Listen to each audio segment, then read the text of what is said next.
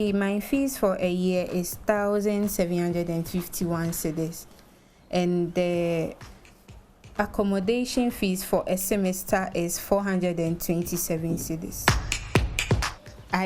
Purchasing is not allowed. You can't even purchase a front end. Yes, so definitely I would have to come from the house. I decided to maybe work, and then if he is even taking care of the younger ones, I as a senior girl or something will just use this one to support myself in school, since I won't be getting much from him.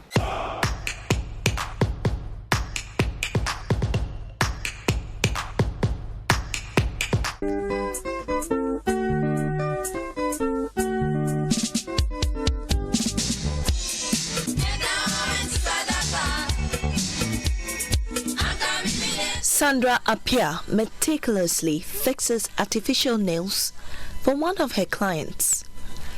It is one of 3 jobs which earns her income for tuition and accommodation at school. At 19, Sandra started selling shoes and clothing when her father's structural business started struggling. Her father hardly makes ends meet to cater for her ailing mother and her 3 siblings. The only way for her to survive is to work hard while she studies. I started working right after SHS. Yes, and I decided that was 2018. So I worked for 2 years. I worked as a mobile money vendor. I worked as a shop assistant in Okaishi, and lastly, I worked as a sales girl in a cosmetic shop at Dakuman. So around 2020, I decided to buy University of Ghana forms and then take it from there. For Sandra, a major challenge is securing accommodation cheap enough for her to afford. She currently resides at Volta Hall, one of the halls available to the over 39,000 student population at the University of Ghana.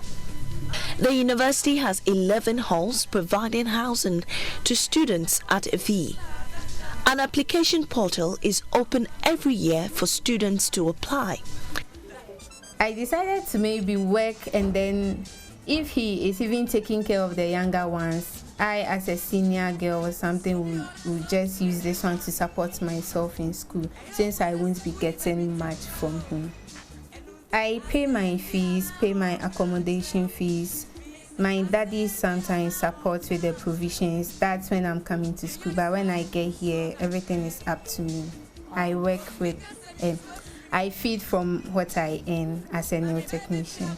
However, students who miss the application window have to rely on privately run hostels at a much expensive rate.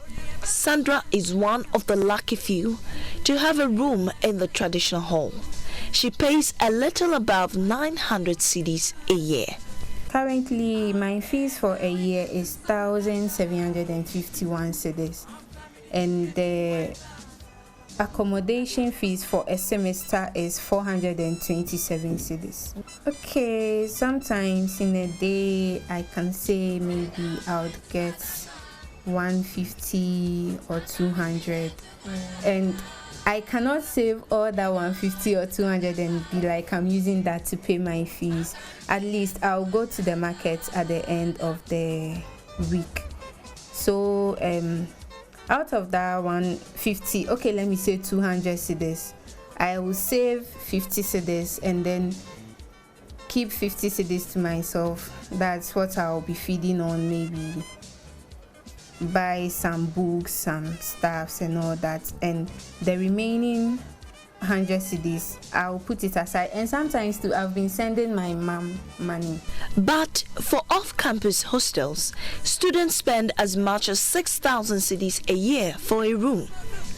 The least one can spend is 2,000 cedis. Sandra tells me she cannot afford it if she loses her room at the Volta Hall.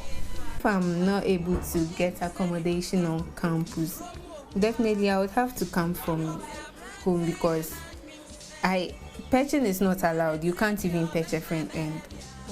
Yes, so definitely I would have to come from the house. I stay with my dad in Kwashiman, it's in Accra, but my mom is also in Koforidua, so sometimes I would go there. The struggle is real for many other students. Vanessa, who is at the other end of the hostel, is also pursuing political science, information technology, and theatre arts. After classes, she relaxes in her room to catch up on reading. Vanessa hopes that the accommodation challenges for students will be resolved. It becomes difficult if only you reapply and you don't pay within the 48 hours. That's when you could lose your accommodation, even though you chose it online. Initially, students could have a room for their 4-year stay, but with increasing population, students have to apply every year. For the likes of Sandra, who can hardly make ends meet, how will she afford accommodation should she miss out on her payment?